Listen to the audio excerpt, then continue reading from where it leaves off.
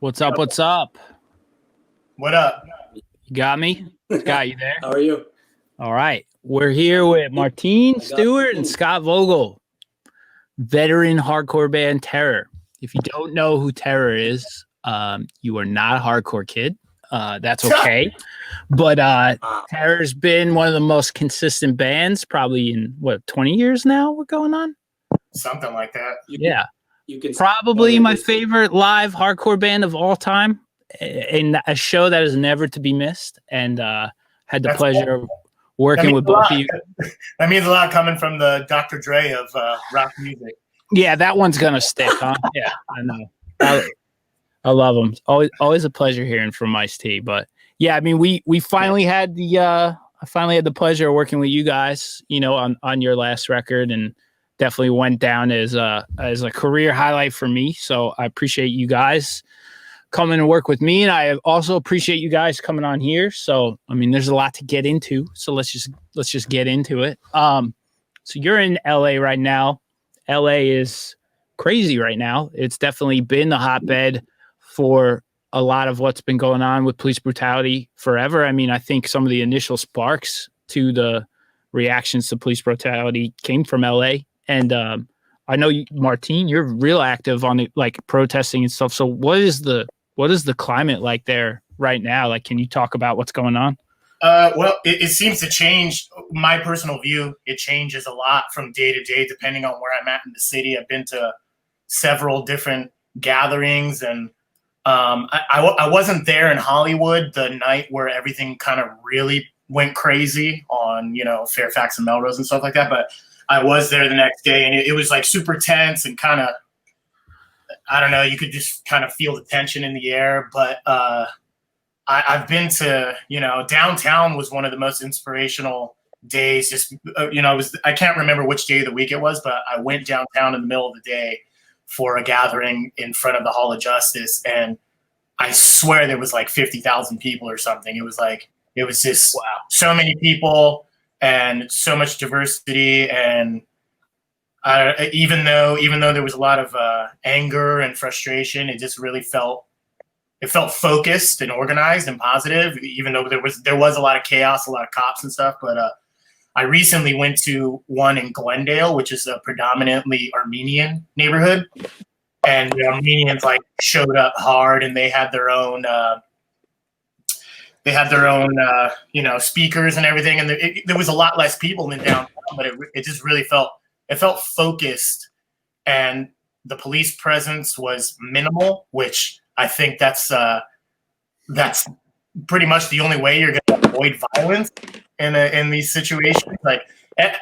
From what I can tell, anytime there's been no police presence in these things, that's when there's no aggression. Kind of. Yeah, it's funny how everything is peaceful right now until police show up. Peaceful. And I was wondering. I mean, that's why I was kind of curious, because it's not the only city that you can see that in now. And I mean, why do you think cops are, they're basically instigating violence now? I mean, they're staring at a peaceful protest. People are sitting down. I mean, people are mad, but there's some kumbaya motherfuckers out there too, who are just there's little communes set up, and people are helping each other, and there's food stations and water, and everyone's being respectful and happy. And then the tear gas rolls in, and I'm not connecting the two, and I'm admittedly not there. So I don't understand where this disconnect is happening, where we go from this positive event to a fucking war zone, Yeah, I mean, it's hard for any one person to say. I mean, I think the general consensus is that it all stems back to systemic racism is just a part of the police force. And I think that in this current climate, it just kind of rears its head a lot more openly. And it's just people that just don't want to see these sort of changes happen, because they're just fearful of what they're going to lose ultimately, which is a lot of control. And like you said, the word peaceful, it's I feel like that's a little bit dangerous of a word right now, because people, they equate peaceful as this, just harmonious. I don't know. It just people like to quote Martin Luther King and say that he was, all about peace, but it's not the kind of peace that people are thinking. It's like you still gotta get in people's faces and fucking make them face. It just means you don't have to be there and fucking just immediately punch someone in the face to be, non-peaceful. Yeah, I think what I should have said was non-violent. Hey, I mean, I don't condemn. It's hard to condemn people who act out violently in these times. Like I'm not saying it's the best route, or I'm not. I understand. I understand it all. Yeah, I mean, I haven't been put in a position where I felt like my life was going to be taken from me, and I can't exist in a system. So like I can't speak for the people who are right or who are at that point of no return, because I haven't experienced that, and if I had, I might have felt that way too. Right. Yeah. It's something that people have to come to terms with, and it really fucking shortens the whole narrative of what's actually going on by just highlighting a couple looting events or a couple of this, where it's like there are hundreds of thousands, probably at this point millions of people that are nonviolent protesters in the country right now. And just here in LA, there's multiple areas that are all completely separate from each other, that all have their own climate happening and people doing different styles of protesting and marching and this and that. And then imagine that this is not only nationwide here, but it's a global thing happening everywhere around the entire world, So it's like, for people to focus on something like, stores here being looted or whatever, it's just like, it's just such a complete loss of focus. And I just can't understand how that's what certain people, it's like what they're taking out of all of this shit that's fucking happening around the entire world. What they're taking out of it is like, oh, you shouldn't do that, or you shouldn't do this. Target got burned to the ground. Yeah. And I'm not, it's right. Okay. Yeah. It shouldn't have been burned to the ground by law, but it's like, okay, well, push somebody to the point of no return, and don't not expect a reaction like this, Yeah. Well, I it's awesome to see you guys. It's awesome to see you that dug in out there. And I think, hardcore has always been a place where this shit doesn't fly, and you guys have always, flew that flag. And I just like seeing the bands that say one thing, back it up with action.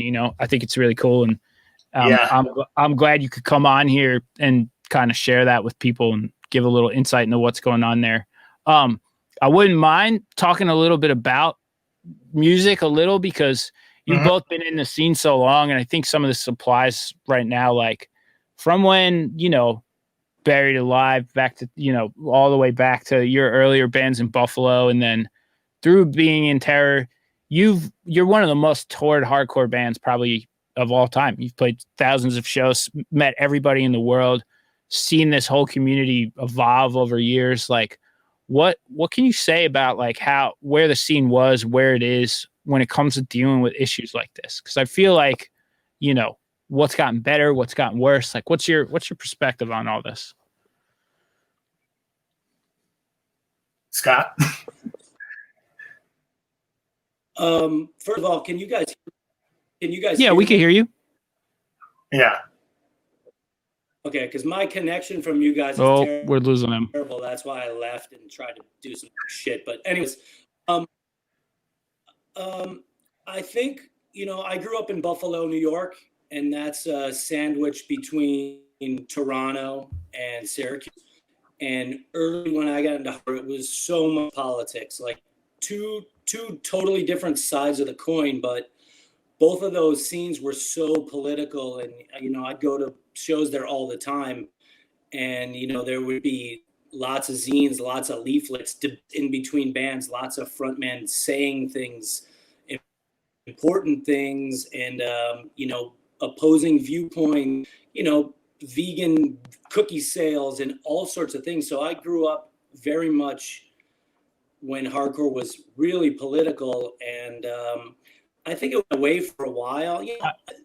there's always so many different facets of hardcore. So I don't want to say it went away completely, but I think a focus of hardcore was off of it for a while, and just still wrong right now. This has got to be more than music. It's got to be a place to use your head and to help the world and to help yourself and to help the people around you.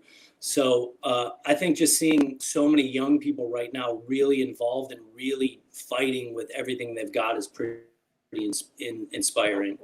Yeah, I mean, I remember when, I first started to go to shows, there were more flyers, there were more pamphlets about, racist shit, ending racism, and, vegan information and straight edge information. And like that culture did take a backseat for a while. I don't know why, but it did make itself less apparent at shows and in our scene for a minute. And now, like, it's awesome to look around and like, I cannot find a hardcore band right now that's not up in arms about this, that isn't, doing some kind of benefit. I mean, so many bands we both know and we both recorded or toured with or whatever, like everybody's doing something. And I do like that return to activism that, I feel like maybe went dormant for a while, but from seeing younger kids, they're not going to take shit like this anymore. I think I think the next generation of kids in hardcore are going to be more vocal and are going to be more defiant to like these current systemic problems. So, I do see some positive stuff on the horizon from some of the younger bands, and I appreciate your insight on it too. It's really crazy how the last few days have really noticed how a lot of people that are listening to hardcore music and following these bands on Instagram and stuff, like how clueless they are to the stance. Like for someone to see a band doing a benefit to end police brutality and have them get on there and tell them to shut the fuck up and like stick to playing music, like Ice-T was saying earlier, how the woman, was telling I can't remember who it was, like LeBron or something like that, to like shut up and dribble. Yeah. It's like, like this is hardcore music. I don't know where these people it's almost like I don't even believe that they really feel that way. I think they're just kind of like bored on the internet or something and just kind of say whatever inflammatory thing. It blows my mind. And in the metal world, it's even crazier. Like we put a post up, like you firmly saying that we stood with the Black Lives Matter movement. And Pat, I'm talking to Pat. I'm like, watch this, watch what happens here. And it's just wild. And it's like, what the fuck did you think we stood for? Like, what did you think how did you think we would react to a situation like this in the world? Did you ever read a lyric? Did you ever go to a show and hear a singer talk in between a song? Like, where do these kids, like, how do you even put it in your mind that we wouldn't speak out about shit like this? Like, and right. I definitely, I do a large portion of the band's social media for Tierra, and I'm not going to sit there and fight with people over this kind of stuff, but I will do my best to try to educate them, because I don't have, like, it's not that I hate these people. I hate a lot of the ideas that they have, and the ideas are the problem, not necessarily. Exactly. The ideas are definitely the problem. And I think it is misinformation, and it is people, uneducated people that are just kind of like, unchecked, firing off these comments. And like I said before, they might not even necessarily feel that way. They just, when anytime anyone has instant access to bands and such and whatever, I don't know, like a celebrity or something like that, they just kind of like, they just say anything just to like provoke some sort of reaction. So, I mean, and even I was not even battling, but I was having conversations with a few people on our social media that were making these sort of confusing comments. And it's just, it's not, even though it was there, it's such a small percentage, and it's not a representative number of people that, like, it's not alarming to me that these comments exist on a post about a shirt in support of Black Lives Matter. We had a lot of people that were kind of commenting like, I can't believe this is so fucked up. And it seemed like some people were discouraged. And I just wanted to say that in reality, it's such a small portion of people. You get 1,000 comments plus, and maybe 3 of them are from some ignorant person that most likely doesn't even really believe what they're saying. They're just trying to stir up some shit. I agree. It's people. It is, and like we grabbed that perspective a while ago, where it was like, we need to just if we're not going to convince these people or have a civil conversation, we need to just ignore them because they only represent a small portion of this community, and they'll never say it as show. They'll never do anything publicly other than leave a little bullying style comment. And now, if you can't reason with these people, it's just time to ignore them. And I think showing that you're silent on the issues, we try to have the conversations. We try to be civil. We try to explain why we stand for certain things. I know you guys do too. You're very clear about why things are fucked up, and Scott's lyrically very honest and clear, and there's no metaphors. You're getting it, so it's like, if you can't digest that stuff and you're just here to make problems and create controversy and be edgy, like you just have no place anymore. Like there's just no more time for it. You know? And, I'm glad that we kind of took the time to try to speak to these people and respond to them, because it shows other people read these comments and they see the conversations happening. And that's why I leave them up there. I'm not deleting them, not trying to hide anything. Like I'm very, I feel very confident about the response to these people and conveying our ideas to them. So there's nothing to hide there. So I leave them up there. And I think it's really good to it's a good conversation to have. Cause like I said, it's the idea. These people have an idea in their head that's just infected them. And it's like, I think it's possible to have a dialogue with them and possibly change their mind. I mean, people don't see the DMs, but there was definitely, I was having conversations with people who I responded to, and they were thankful. They were like, hey, thank you for not attacking me and immediately writing me off as a racist or whatever. And sure. I do have a lot of anger and hatred in my heart for a lot of things, but and I might even be pissed at these people, but that doesn't mean that I'm not going to speak to them and at least try to flip them, try to change their mind. I mean, I think that's so important right now too, because if you can get through to people, it's like, now feels more than ever like a time where we can rally people for positive change. And I've never seen so many people in this community so vocal about it. So it's like, all right, let's go try to get people on board with this. And if they have a view, if they have a mindset that's kind of off from what you personally think or Scott personally thinks, is the right path. It's like, use the platform, hit those kids up, try to have the conversation, and understand that people come from different areas, backgrounds, have different perspectives on life, but you understand that people different experiences. Completely different life experiences that these ideas filter through and then come out a completely different way, because we all lived, the three of us right here lived entirely different, life experiences. So it filters through differently. So you got to kind of take that into consideration.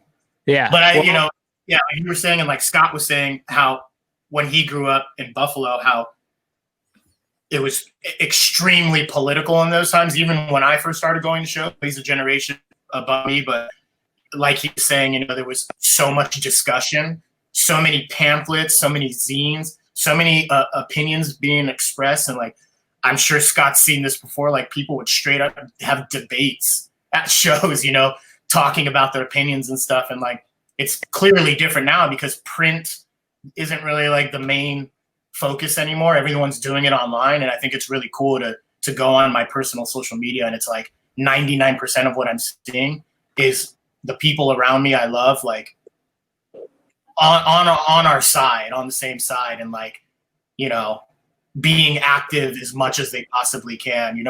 People like to write off the social media thing and say that when you're, if you're spreading ideas through social media, it's not real activism and blah, blah, blah. But I mean, I think it's amazing seeing what's going on. And this is just a new age of doing things.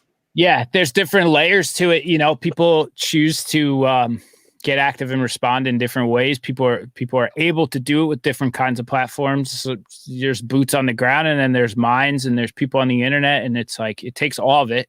everything, the sum of all those parts that are going to get this done now. And Hey, I appreciate you guys. I'd love to talk more, but I do have to keep the day moving, you know. And again, like any bands like you who have always taken these stances, who have stayed socially active for all these years, I always have the utmost respect for, and I'm honored to call you friends and to work with you guys. So thank you for coming on here, and thank you for chatting. Real quick, we're gonna do a Terror giveaway. You win a copy of their latest record, Total Retaliation, Test Press. There's probably like maybe 10 of these. This one's pretty rare too. Soundrink.live. Yeah. $10 donation gets you entered into the charity raffle, and write down Terror Test Press in the comments if you want it. And if I pick your name, I give you this record. And actually, you produced by the Dr. Dre of rock. Don't forget that. Yep. Gonna die with that one, but that's cool. I'll take the win. Hey, to me, that's like the highest honor right there. The next step is I'm trying to get him to introduce me. That's phase 2, but we'll work on that later. We got bigger shit to take care of right now. So, Martine, Scott, true, I'm sorry you had some connection problems, but I appreciate you being here. Martine, I appreciate you coming on and talking. Thank you for everything you said. Taking it to heart, man, and I'll talk to you guys soon. All right. Peace, fellas. All right, Terror. Tremendous humans. It's a bummer we had some connection problems with Scott, because I always love to hear from him, but luckily we have Martine. All right, we're taking a 2-minute break, and I'm coming back with Brendan from Incendiary. So sit tight.